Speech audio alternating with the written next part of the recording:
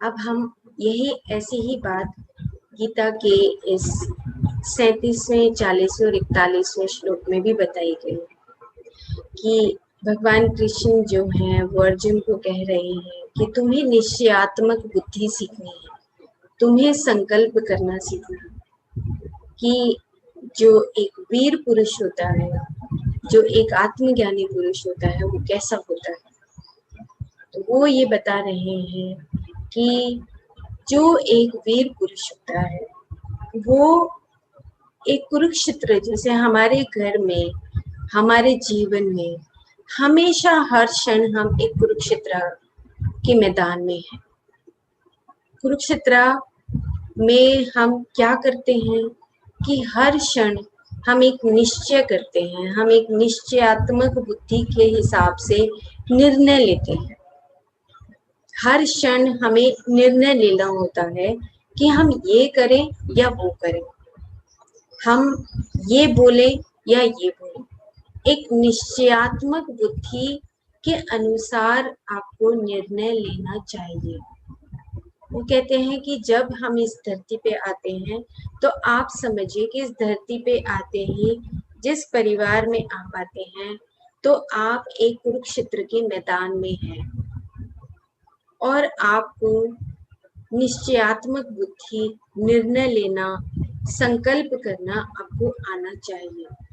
37वें श्लोक में वो कह रहे हैं कि अगर तुम अर्जुन जीत गए तो तुम्हें राज्य मिलेगा और तुम अगर वीर मरण को प्राप्त हो गए तो तुम्हें स्वर्ग लोकों की यात्रा में तुम्हें आसानी होगी कि तुम धर्म की स्थापना के लिए मृत्यु हो गई है, तुम वीर मरण को प्राप्त हो गए हो। इस कुरुक्षेत्र में तुमने धर्म की स्थापना के लिए तुमने अपना जीवन खत्म कर दिया है। तो भगवान कृष्ण एक ही बात समझा रहे हैं कि तुम्हारा जो मन है वो अनेक मुखों वाला नहीं होना चाहिए, तुम्हारी निश्चयात्मक बुद्धि होनी चाहिए। तो जैसे अर्जुन भगवान कृष्ण के आगे कह रहे हैं कि अच्छा, मैं अपने सामने वालों को देखकर वो विचलित हो रहे हैं, उनका मन जो है वो अनेक मुखों वाला हो रहा है। कभी सोच रहा है कि मैं युद्ध करूं, कभी सोच रहा है मैं नहीं करूं, कभी सोच रहा है मैं भिक्षुक बन जाऊं, कभी सोच रहा है कि मैं ये करूं वो करूं। बहुत सारी बातें वो भगवान कृष्ण को बता रहा है। तो भगवान कृष्ण एक ही बात बता रहे हैं कि देखो, अगर तुम्हारे पास स्वल्प आत्मज्ञान भी है तो भी तुम उस स्वल्प आत्मज्ञान से ही धर्म की स्थापना कर सकते हो। और अगर तुम्हारा जो मन है वो अनेक मुखों वाला है तो तुम धर्म की स्थापना नहीं कर सकते हो। तो इतनी गहरी बात वो बता रहे हैं कि आपका जो निश्चयात्मक बुद्धि है उसको आपको सीखना है। अब निश्चयात्मक बुद्धि कैसे आएगी कि जब हम आत्मज्ञान के रास्ते पर चलते हैं, जब हम अपने आप में स्थित होते हैं, जब हम अपने आप में स्थित होने के बाद हमें पता लगता है समत्वम योग उच्यते, कि जो मेरे भीतर ये जो सोल है, जो मेरे भीतर ये आत्मा चेतना निवास करती है, उसी प्रकार से जो मेरे सामने वाला है उसमें भी वो शरीर होते हुए भी उसके अंदर भी वही आत्मा चेतना निवास करती है। और यहाँ पर इस धरती पर हम आते रहते हैं और जाते रहते हैं। तो यहाँ पर भगवान कृष्ण उनको ये बात समझा रहे हैं कि देखो, अगर तुम दृढ़ निश्चय कर लेते हो धर्म की स्थापना के लिए, अपनी एक निश्चयात्मक बुद्धि करते हो, निर्णय कर लेते हो, तो तुम्हारे पास दोनों तरफ से ही जीत है। अगर तुम युद्ध जीत जाते हो तो राज्य मिलेगा और अगर तुम युद्ध में मारे जाते हो तो अनेक लोगों की यात्रा का तुम्हें मौका मिलेगा और वहां पर भी तुम युद्ध में हार कर भी जीत चुके हो, क्योंकि तुम आत्मज्ञानी बनकर धर्म की स्थापना के लिए तुमने वीर मरण की प्राप्ति की है। तो ये कहने का मतलब ये समझा रहे हैं कि आपका जो मन है वो एक नियंत्रित होना चाहिए। मन नियंत्रित करने के लिए आपको अपने भीतर जाना ही होगा, आपको आत्मज्ञानी बनना सीखना ही होगा। तो आपका जो मन है वो अनेक मुखों वाला नहीं होना चाहिए। धीरे धीरे धीरे धीरे ये बात समझ आ जानी चाहिए कि मैं अनेक मुखों से निकलकर उस निश्चयात्मक बुद्धि तक कैसे पहुंचूं। और यही कुरुक्षेत्र में आपको ये समझना है कि मैं धर्म की स्थापना अगर करता हूँ तो मुझे बार बार जो विचार आ रहे हैं उन विचारों से समझकर धीरे धीरे धीरे धीरे ऊपर निश्चयात्मक बुद्धि तक पहुंचना है। तो दो बातें इन्होंने बताई हैं कि एक है सत्य विद्या यानी कि सत्य की विद्या और दूसरी असत्य की विद्या। तो अगर आप असत्य में ही निवास करते हैं, अनेक मुखों वाला मन जब आपका होता है तो आप किसी भी निर्णय पे नहीं पहुंचते हैं।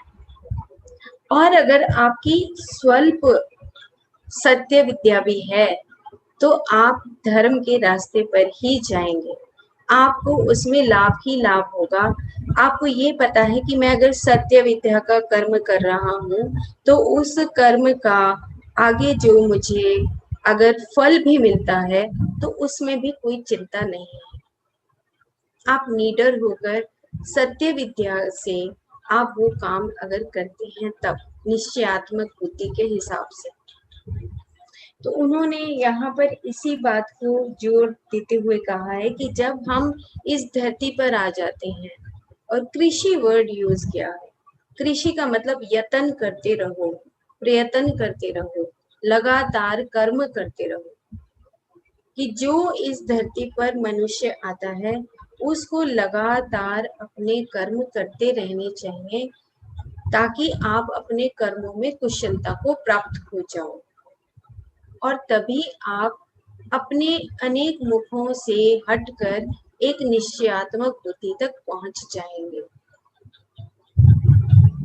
बहुत गहरा है ये कि हम कई बार होता है कि हम विचलित हो जाते हैं, मन में बहुत सारे विचार आते हैं और बहुत सारे विचार आकर हम ये फैसला नहीं कर पाते कि हमें क्या करना चाहिए। तो वो कहते हैं कि अपनी आंखें बंद करो, अपने आप में स्थिर हो जाओ, और जब आप स्थिर हो जाओगे, अपने भीतर चले जाओगे, तो आप खुद में ही एक निश्चयात्मक बुद्धि से वो निर्णय करने की क्षमता आपके पास आ जाएगी। तो अब उन्होंने कहा कि स्थिरहीन बुद्धियां और स्थिर निश्चयात्मक बुद्धि, दो की तुलना बताती है, स्थिरहीन और निश्चयात्मक बुद्धि। तो स्थिरहीन बुद्धियां कौन सी हैं? जब हम फ्लक्चुएट करते हैं, इल्यूजन्स में जीते हैं। जैसे दुर्योधन का जो पूरा टीम था वो किस तरीके से जी रहा था कि हम जीत जाएंगे, हम अगर हम वो ध्यानी भी थे इवन देन कि वो विजय प्राप्ति के लिए ही ध्यान करते थे। एक निर्गुण स्थिति में एक आत्मज्ञान बनने के लिए, आत्मज्ञानी बनने के लिए वो ध्यान की साधना नहीं करते थे, विजय प्राप्ति के लिए साधना करते थे। तो यहाँ पर ये दोनों चीजें समझाई हैं कि मन जो है अनेक मुखों वाला नहीं होना चाहिए। धीरे धीरे हमें एक निश्चयात्मक बुद्धि पर पहुंचकर अपने मन को स्थिर करना चाहिए, क्योंकि आने वाले जो श्लोक हैं उसमें ये बताया गया है कि ठीक है, आप आत्मज्ञानी बनने के रास्ते पर अपने अनुभवों से सीखते हुए आगे बढ़ रहे हो। अब आपका समय आ रहा है कि आपको एक संकल्प लेना है। जब आप एक संकल्प लेते हो तो फिर पीछे मुड़कर नहीं देखना कि मैं युद्ध में जीतूंगा या मैं मर जाऊंगा, वीर मरण को प्राप्त हो जाऊंगा। तो भगवान कृष्ण अर्जुन को कह रहे फिर पीछे मुड़ के देखने की तुम्हें जरूरत नहीं है। जब तुम निश्चयात्मक बुद्धि और संकल्प कर लेते हो तो फिर हार और जीत तुम्हें सोचने की जरूरत नहीं। तो ये 3 श्लोकों का सार था और बहुत सुंदर इसमें बताया गया है कि तुम्हारे पास अगर छोटा सा भी तुम 1 घंटा आधा घंटा भी ध्यान करते हो तो उस ध्यान से आप देखोगे आपके जीवन में कितना बदलाव आ रहा है।